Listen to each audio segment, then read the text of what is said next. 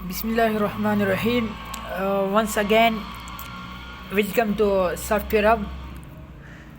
Excel के series में हमने लास्ट टाइम डिस्कस किया था ओपन कमांड फाइल टैब के अंदर कि किस तरह हम किसी भी डेटा को ओपन कर सकते हैं एक्सेल के अंदर, चाहे वो वन ड्राइव के अंदर हो, चाहे वो डेस्कटॉप के अंदर हो, चाहे वो गूगल किसी प्लेटफॉर्म सर्च इंजन के अंदर हो। ठीक है, उसी डेटा को हम किस तरह एक्सेल के अंदर ओपन कर सकते हैं, ये हमने लास्ट टाइम डिस्कस किया था, राइट। आज हम डिस्कस करेंगे the most important command in Excel, that is print. ठीक है, तो सबसे पहले मैं यहाँ से नोटपैड में जाऊँगा और आपको ओनली डिफिनीशन बता देता हूँ कि कोई आपसे पूछे इंटरव्यू वगैरह में ज़्यादातर ये पूछा जा सकता है कि व्हाट इज़ प्रिंट। देखिए, व्हाट इज़ प्रिंट, प्रिंट क्या है, उन्होंने सवाल इंग्लिश लैंग्वेज में किया है, तो आपने फिर आंसर भी इंग्लिश लैंग्वेज में देना है, राइट। तो यहाँ पर मैं इसको थोड़ा सा बड़ा कर देता हूँ ताकि आप लोगों को अच्छी तरह नज़र आए। ठीक है, तो यहाँ से मैं इसको कर देता हूँ 25। ठीक है, ये हमारा पास नोटपैड है। ठीक है, अगर आपसे कोई पूछे कि व्हाट इज़ प्रिंट, प्रिंट क्या है, तो ये हमारे पास कुछ नहीं है, जस्ट सैम्पल डेफिनेशन इसका देख के ये हमारे पास कन्वर्जन है। द प्रोसेस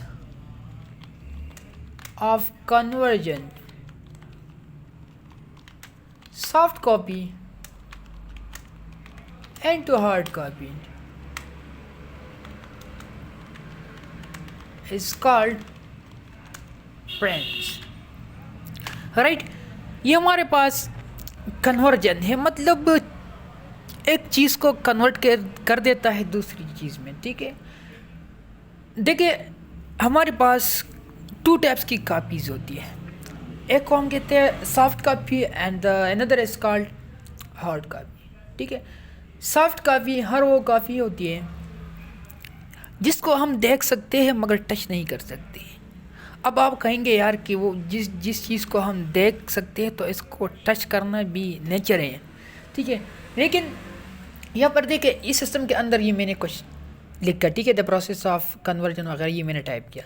अभी इसी लाइन को मैं देख सकता हूँ लेकिन आई कांट टच इट। ठीक है, मैं इसको टच नहीं कर सकता, मतलब इस तरह मैं नहीं कर सकता कि इसको मैं उठा के फाड़ दूँ। ठीक है, ये है सॉफ्ट कापी हमारे पास। दूसरा है हमारे पास हार्ड कापी। हार्ड कापी जिस तरह डॉक्यूमेंट्स टाइप में होते हैं, हमारे पास पेपर होते हैं, पेजेस होते हैं। ठीक है, तो उसको हम किसी से छीन भी लेते हैं। ठीक है, और इसको फाड़ भी देते हैं, तो वो हमारे पास हार्ड कापी होती है। तो अब ये सॉफ्ट कापी है हमारे पास, इसको कन्वर्ट करेंगे हम हार्ड कापी, मतलब ये एक पेज के ऊपर आएगा। तो ये प्रोसेस जो है ना, इसको हम प्रिंट कहते हैं। ठीक है, या प्रिंटिंग, प्रिंट या प्रिंटिंग। ठीक हो गया। तो आई होप आपको यहाँ तक किसी भी चीज़ में डिफ़िकल्टी नहीं होगी, सिंपल सा डेफिनेशन है।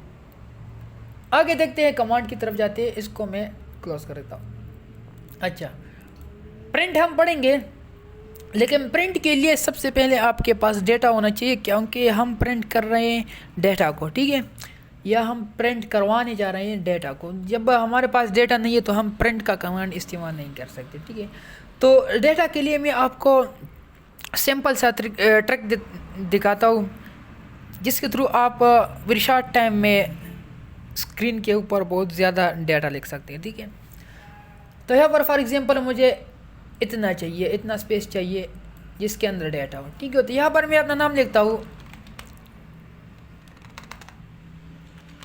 और फिर कीबोर्ड से कंट्रोल एंटर बटन प्रेस करें, तो ये ऑटोमेटिकली फिल हो जाएगा जितना एरिया आप लोगों ने सेलेक्ट किया था। ठीक है, इसी के अंदर ये क्या हो जाएगा, ये रिपीट हो जाएगा एक ही वर्ड्स, राइट। अब प्रिंट में जाने के लिए हमारे पास दो तरीके हैं। एक तरीका ये है कि आप यहाँ से फाइल में जाएं और फाइल में जाने के बाद यहाँ से आप प्रिंट पे क्लिक करें, तो ये प्रिंट की जो सेटिंग है वो ओपन है। ठीक है, इसके अलावा दूसरी शॉर्टकट की है हमारे पास, कंट्रोल की को होल्ड रखते हुए P प्रेस करें कीबोर्ड से तो आप डायरेक्ट यहाँ पे पहुँच जाओगे, ठीक है। अब यहाँ पर देखिए प्रिंट का कंप्लीट सेटअप है हमारे पास। एक एक चीज़ को देखते रहे, ध्यान से देखें ताकि आप लोगों को समझ आ जाए कि प्रिंटिंग किस तरह हम कर सकते हैं एक्सेल के अंदर, क्योंकि ये इम्पॉर्टेंट कमांड है। ज़्यादातर जब आप कंपनी के अंदर काम कर रहे होते हैं और आप जब रिपोर्ट बनाते हैं तो फिर इसका प्रिंट भी निकालते हैं ना, ठीक है।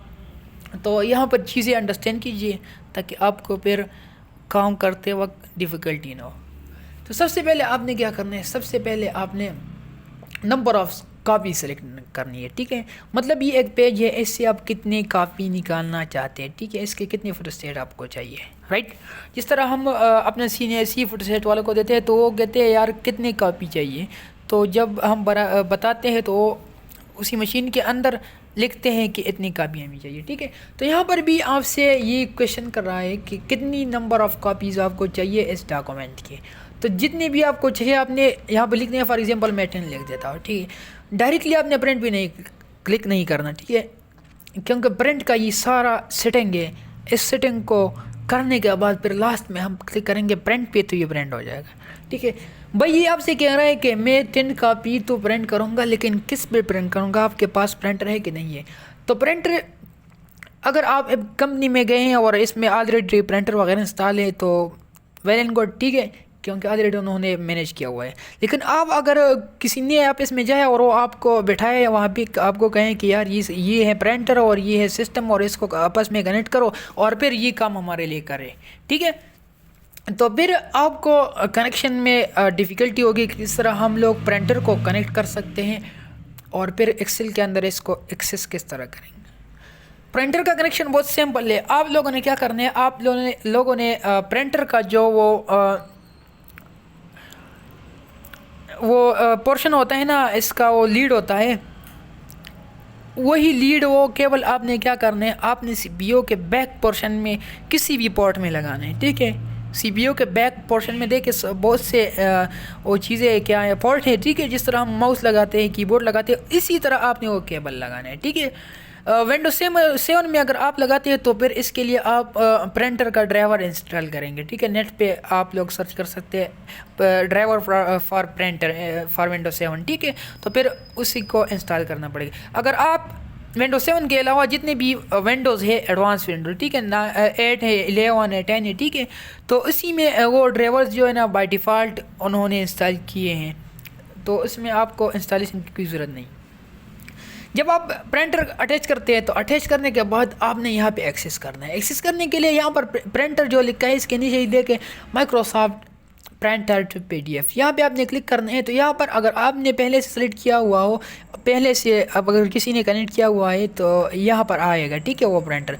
लेकिन अभी यहाँ पर नहीं है तो आपने क्या करना है, आपने न्यू प्रिंटर ऐड करना है। तो इसके लिए आप ऐड प्रिंटर पे क्लिक करेंगे और यहाँ से ये आपकी प्रिंटर का लोकेशन सब कुछ गेट करेगा और फिर ओके पे क्लिक करके आप लोग जो है ना प्रिंटर को कनेक्ट कर पाएंगे।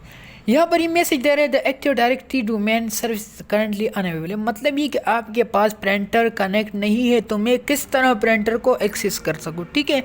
मतलब ना करना चाहिए सर तासरा प्रिंटर इस तरह से कम से कम, ठीक है। तो जब आपके पास प्रिंटर हो, हमारे पास अभी नहीं है, तो यहाँ से आप ओके कर देंगे तो फिर ये कनेक्ट हो जाएगा, राइट। ये तो हो गया आपका प्रिंटर। आप 10 कापी निकालेंगे इस प्रिंटर पे निकालेंगे, लेकिन ये कापी या ये चीज़ें जो आप प्रिंट कर रहे हैं तो उसी का जो कंट्रोल है, जो सेटिंग है वो हमारे पास यहाँ पे, ठीक है। फर्स्ट नंबर पे यहाँ पे लिखा हुआ है प्रिंट एक्टिव शीट, ठीक है। अगर इस पे आपने सेलेक्ट किया हुआ है प्रिंट एक्टिव शीट तो इसमें क्या होगा, यहाँ पर मल्टीपल शीट हो सकते हैं। यहाँ से मैं 2-3 को ओपन कर देता हूँ। ये हमारे पास 1-2-3 शीट्स है, ठीक है। अगर आप यहाँ पर शीट नंबर 3 पे एक्टिव है, ठीक है, ये देखिए ये एक्टिव है। अगर आप यहाँ से कंट्रोल B प्रेस करके यहाँ से आप प्रिंट निकाले तो फिर इसमें ओनली प्रिंट एक्टिव शीट आ जाएगा, मतलब जिस शीट पे आप मौजूद है वही शीट प्रिंट हो जाएगा, बाकी इग्नोर हो जाएगी, ठीक है। अब यहाँ पर मैं शीट 3 पे मौजूद हूँ, मैं यहाँ से कंट्रोल P कर देता हूँ तो यहाँ पर we didn't find anything to print, ठीक है। हमने कुछ भी फाइंड नहीं किया प्रिंट करने के लिए, मतलब ये कि आपका ये जो शीट है इसके अंदर कोई डेटा नहीं है जो हम प्रिंट कर सके। तो आप यहाँ से देख सकते हैं इसमें कुछ भी नहीं है हमारे पास, ठीक है। लेकिन जब मैं शीट 1 पे आता हूँ, यहाँ से मैं कंट्रोल पी कर देता हूँ, तो यहाँ पर आप लोगों को दिखाई दे रहा है कि यहाँ पर कुछ वो टेक्स्ट मौजूद है, ठीक है। तो यहाँ से आप किसी भी शीट को सेलेक्ट करके प्रिंट कर सकते हैं। फॉर एग्जांपल अगर यहाँ पर आपके पास जनवरी का जो डेटा है, यहाँ पर फरवरी, यहाँ पे मार्च का है, ठीक है, और आपको मैनेजर का है या आपकी कंपनी का जो बॉस होता है वो आपसे कहे कि यार मुझे चाहिए अप्रैल का डेटा, तो फिर आपने अप्रैल वाले शीट पे क्लिक करके कंट्रोल पी प्रेस करना है, तो यहाँ पर और डेटा आएगा, राइट। इसके अलावा मैं दोबारा शीट 1 पे क्लिक कर देता हूँ, कंट्रोल पी के थ्रू मैं यहाँ से पे जाता हूँ, ठीक है। यहाँ पर देखिए आप लोग, दूसरा हमारे पास है प्रिंट एंटायर शीट, ठीक है। प्रिंट एंटायर शीट या entire workbook, print entire sheet या एंटायर वर्कबुक में ये होता है कि इस सारा जो शीट है ना, इसके ऊपर अगर जिधर भी आपके डेटा मौजूद है तो ये सारा प्रिंट हो जाएगा, ठीक है। इधर उधर जितने जहाँ पर भी हो ये सारा प्रिंट हो जाएगा, ठीक है।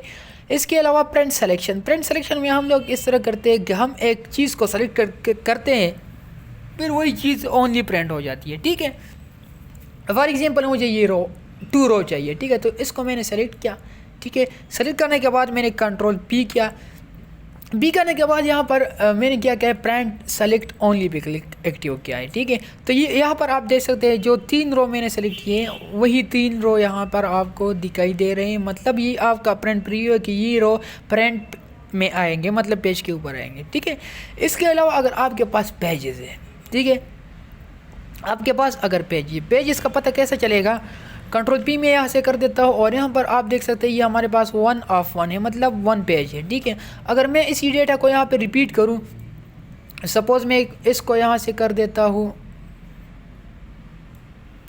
कंट्रोल सी फॉर कॉपी, और यहाँ पे मैं क्लिक करके इसको बार बार रिपीट कर देता हूँ, ठीक हो गया।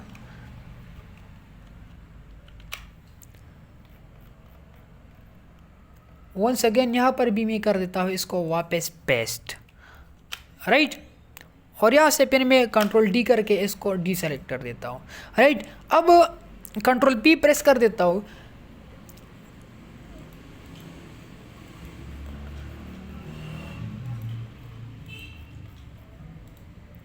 अच्छा कंट्रोल पी, ठीक है। और यहाँ से जो है ना इसको मैं प्रिंट शीट पे क्लिक कर देता हूँ, ठीक है। तो यहाँ पर आप देख सकते हैं हमारे पास 3 पेजेस आ गए, 1 of 3 यहाँ पर आपको दिखाई दे रहा है, ठीक है।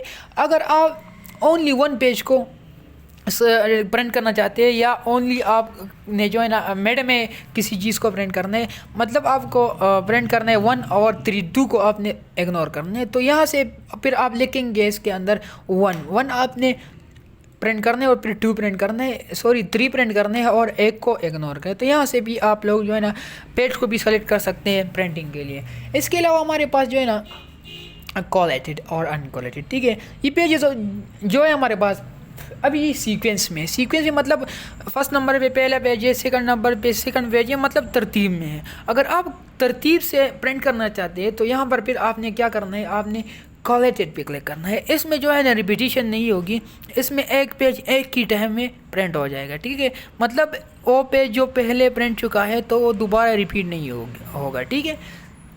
अगर इसके अलावा आप अनकोलेटेड पे क्लिक करें तो इसमें ये हो सकता है, इन्होंने यहाँ पर भी दिया है 111, 222, 333, ठीक है। मतलब ये कि एक पेज 3-4 टाइम प्रिंट हो सकता है, ये इसकी मर्ज़ी है कि उन्होंने जितने भी कापियाँ निकाले तो मशीन की मर्ज़ी है, ठीक है। तो जिस तरह आपको चाहिए आप यहाँ से कलेक्ट कर सकते हैं, ठीक है। इसके अलावा हमारे पास एक और चीज़ है पोर्ट्रेट ओरिएंटेशन, ठीक है। अब यहाँ पर आप देखें ये पेज जो है ना ये वर्टिकल है, ठीक है, वर्टिकल फॉर्म में है, ठीक है। इस तरह फॉर्म में मतलब वलाड़ दे, ठीक शो। लेकिन अगर आप इस पेज को जो है ना हॉरिजॉन्टली आपको चाहिए प्रिंट में, ठीक है, चौड़ाई भी चाहिए, ये अब ये ऊंचाई भी है, तो फिर आप क्या करेंगे, आप यहाँ से जाएंगे और यहाँ से आप लैंडस्केप पे क्लिक करेंगे। जब आप लैंडस्केप के ऊपर क्लिक करते हैं तो ये पेज जो है ना यहाँ पे चेंज हो गया है, ठीक है। इसके अलावा साइज़ आपने सेलेक्ट करना है, ठीक है। ये जो पेज आपके पास मौजूद है प्रिंटर के अंदर, तो वही पेज के ऊपर आपने क्या करना है, प्रिंट निकालना है। तो वो पेज अगर आपके पास A4 है तो फिर आप यहाँ से A4 सेलेक्ट करेंगे। अगर आपके पास लीगल है आप लोग यहाँ से लीगल सेलेक्ट करेंगे। रिमेंबर दैट कि हमारे पास जो है ना ऑफिस में जब हम वर्क करते हैं, काम करते हैं, तो हमारे पास जो पेजेस यूज़ होते हैं पाकिस्तान के अंदर, वो हमारे पास या लेटर होगा या लीगल होगा या A3 होगा या A4 होगा, इन चारों में से कोई भी हो सकता है, ठीक है। अब आप कहेंगे कि यार मुझे कैसे पता चलेगा, how will I identify that this page is letter, ठीक है, मुझे कैसे पता चलेगा कि ये पेज हमारे पास लेटर है या लीगल है, ये क्या है। तो यहाँ पर आप इसका साइज़ दे सकते हैं 8.5 इंचज़ मल्टीप्लाई बाई 11 इंचज़, ठीक है। वो पेज जिसकी हाइट 8.5 इंचज़ हो और जिसकी लेंथ जो है ना वो 11 इंच हो, this page is called letter page, ठीक है। तो यहाँ से फिर आपने सेलेक्ट करना है, राइट। तो इसी पेज के ऊपर ये आएगा, ठीक है। हाँ, अच्छा, इसके अलावा हमारे पास जो है ना कोई ऐसा पेज आ जाए मार्केट में, या कोई बंदा अपनी साथ एक पेज लाए और आपको कुछ डेटा दे और आपसे कहे कि यार इसी को प्रिंट करना है इसी पेज के ऊपर, ठीक है, और उस पेज का जो साइज़ है ना वो आपके पास यहाँ पे मौजूद नहीं हो, तो फिर आप क्या करेंगे, आप उसको कहेंगे कि यार ये मेरे पास नहीं है, तो आप जाए नहीं बिल्कुल नहीं। आपने क्या करना है, आपने रूलर लेना है और इसी पेज का लेंथ और हाइट रूलर के थ्रू आपने लेना है, ठीक है। और फिर आपने क्या करना है, एक्सेल के अंदर यहाँ से आपने न्यू मोर पेपर साइज़ पे जाना है और यहाँ से फिर जो है ना आपने उसी पेपर का साइज़ देना है, ठीक है। यहाँ पर आप पेपर का साइज़ जो है ना लिखेंगे और फिर ओके करेंगे, तो फिर जो है ना वो साइज़ यहाँ पे सेलेक्ट हो जाएगा, राइट। इसके अलावा इसकी मार्जिन है, मार्जिन मीन मतलब ये आपका पेज है, ये पेज अगर आप इधर उधर करना चाहे तो आप यहाँ से कर सकते हैं, ठीक है। इसके लेंथ हाइट को आप यहाँ से चेंज कर सकते हैं, ठीक हो गया। अभी मैं ओके कर देता हूँ, तो ये देखे वो टेक्स्ट नीचे गई, ठीक है। तो इसके अलावा ये तो हो गया। इसके अलावा हमारे पास जो है लास्ट कॉलम मार्जिन सेटिंग, ठीक है, ये हमारे पास मार्जिन सेटिंग है। अगर आपको नॉर्मल मार्जिन चाहिए तो ये देखिए ये बिल्कुल मिड में आ गया, ठीक है। ये मार्जिन मीन इसका जो सेटिंग है कि ये लिखाई जो है ना ये कहाँ किस पोर्शन में आएगी, ठीक है। तो इसके लिए यहाँ से आप वाइट का भी इस्तेमाल कर सकते हैं, ठीक हो गया। यहाँ पर आप चेंजेस देखते रहें। इसके अलावा आप नैरो का इस्तेमाल भी कर सकते हैं, राइट। इसके अलावा आप यहाँ पे क्लिक करके मोर मार्जिन पे जाए और यहाँ से अपनी मर्ज़ी का मार्जिन लगाए, ठीक है। ऑलरेडी अभी मैंने डिस्कस किया, इसको मैं यहाँ से क्या कर देता हूँ, बढ़ा देता हूँ, ठीक हो गया। और जो है ना टॉप से भी मैं इसको क्या कर देता हूँ, बढ़ा देता हूँ और फिर ओके कर देता हूँ। तो यहाँ पर देखिए वो टेक्स्ट किधर चले गए, बिल्कुल राइट साइड पे चले गए, ठीक है।